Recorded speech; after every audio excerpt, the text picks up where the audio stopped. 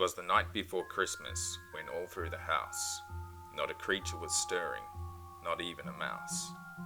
The stockings were hung by the chimney with care, in the hopes that St. Nicholas soon would be there. The children were nestled all snug in their beds, while visions of sugar plums danced in their heads. These are the first opening stanzas to the 1823 poem titled A Visit from St. Nicholas by American writer Clement Clark Moore, now familiar the world over. The poem introduces the character of St. Nicholas, a gift-bearing old man dressed in fur who flies through the sky on a sleigh piloted by 8 magical reindeer. Some of the details now attributed to Santa Claus originated in this very poem. For example, his weight in the lines, "He had a broad face and a round little belly that shook when he laughed like a bowl full of jelly." Other attributions such as gift-giving and the reindeer were borrowed from other historical cultural interpretations, some with much darker characteristics. From a horned alpine creature that punishes and eats children who have misbehaved, to a vengeful god who flies through the midwinter sky on an 8-legged horse, looking to take the souls of all who have not appeased him. These are the dark origins of Santa Claus.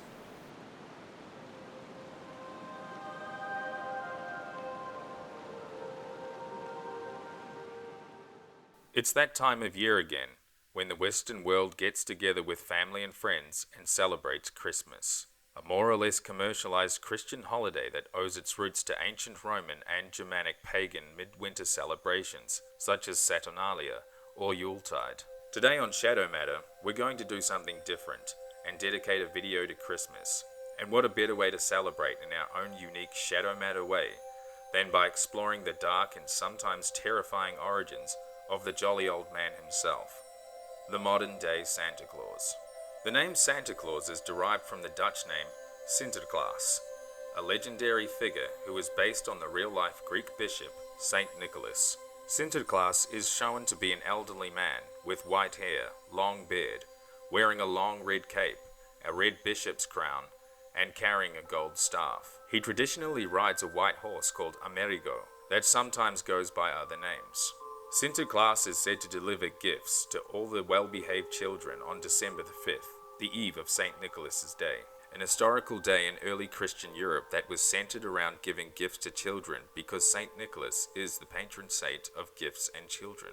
He is traditionally assisted by a servant named Zwarte Piet. In Dutch, this translates to Black Pete, a character of Moorish descent, commonly shown to be wearing 16th century noble attire and wearing blackface. Zwarte Piet, or Black Pete, helps deliver gifts and treats to all the good children.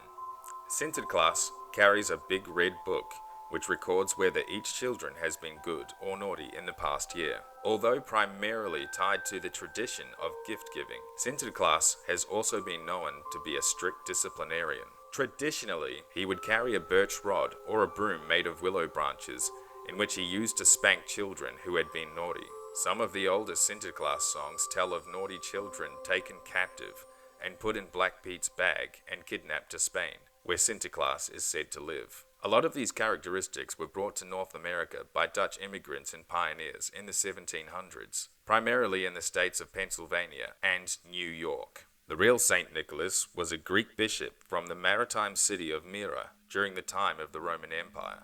He was known for his legendary secret gift-giving, a trait that has been transferred to his fictional character namesake. He had a penchant for philanthropy and was said to be born to wealthy Christian parents. In one of the earliest attested and most famous incidents from his life, he is said to have rescued 3 girls from being forced into prostitution by dropping a sack of gold coins through the window of their house for 3 nights, so that their father could pay a dowry for each of them.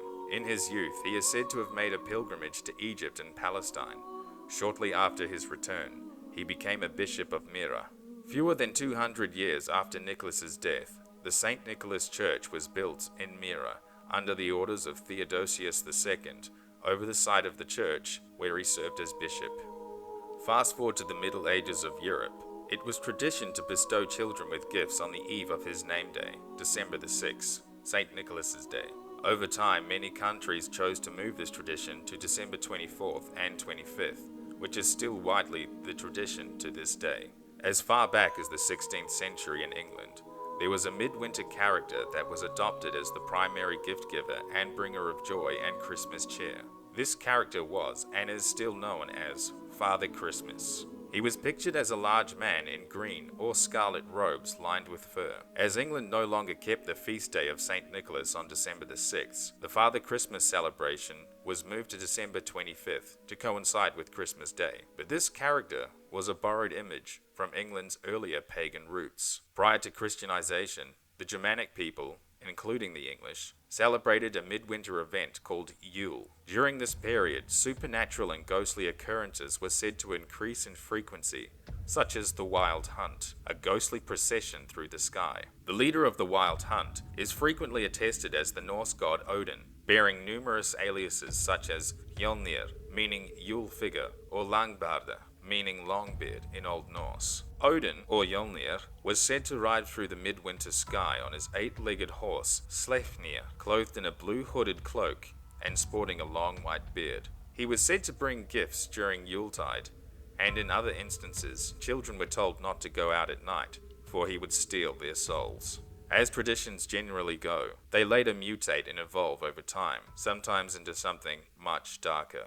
Born in the alpine villages of Bavaria and other parts of Germany, a terrifying horned demon-like character known as Krampus is a central figure in Christmas celebrations. The word Krampus means claw, and certain towns throw big parties featuring the scary clawed incubus, who hangs around with Santa Claus. On December 5th, according to tradition, St. Nicholas and Krampus visit the homes of children. Santa will reward the well-behaved children with gifts and treats, while the badly behaved ones are hit with birch rods carried by Krampus. Although Krampus appears in many forms, most share some common physical characteristics. He is usually hairy, with brown or black fur covering his body. He has the cloven hooves and horns of a goat, has fangs, and a long pointed tongue. Krampus carries chains, thought to symbolize the binding of the devil, and thrashes the chains about for a frightening and dramatic effect. Sometimes Krampus appears with a sack or a basket strapped to his back. This is to cart off evil children for drowning, eating, or transporting them back to hell. Another popular Christmas figure in other parts of Germany and Europe is Belsnickel, also called Belsnickel or Belsnickel. He is a crotchety fur-clad Christmas gift-bringer in German folklore. He can also be found in the Pennsylvania Dutch communities. Unlike his Krampus and Black Pete counterparts, Belsnickel does not accompany Santa and instead visits children's homes alone. He appears as a man wearing furs and sometimes a mask. He is typically very ragged and disheveled. He wears torn, tattered, and dirty clothes and carries a switch in his hand, with which he uses to beat naughty children. But he's also known to carry pockets full of cakes, candies, and nuts for the good children. As the years passed, the myth of Santa Claus or St. Nicholas evolved and was brought to the New World by early European settlers using a combination of various cultural traditions and aspects. One of the first artists to define Santa Claus's image was Thomas Nast, an American cartoonist of the 19th century who immortalized Santa Claus with an illustration for the 3rd of January 1863 Harper's Weekly magazine issue. The story that Santa Claus lives at the North Pole may also have been a creation of Thomas Nast. Later on into the 20th century, images of Santa Claus were further popularized by companies and adverts, one of the most famous being the Coca Cola Company using the image of Santa Claus in advertising during the 1930s. This image of Santa, shown to be wearing red and white fur suit and a hat, has now become the standard modern image that we all now know. This has been an episode of Shadow Matter, a Christmas edition, the origins of the modern-day Santa Claus. This is also the last episode from us for the year. We really hope you've enjoyed our content and gained some value in it. We will be coming back in the new year with more content after the holidays and hope to see you there. Have a Merry Christmas and a great New Year. We'll leave you with the closing lines of Clement Clarke Moore's 1823 poem, A Visit from St. Nicholas. He sprang to his sleigh, to his team gave a whistle, and away they all flew, like the down of a thistle. But I heard him exclaim, ere he drove out of sight, Happy Christmas to all, and to all, a good night.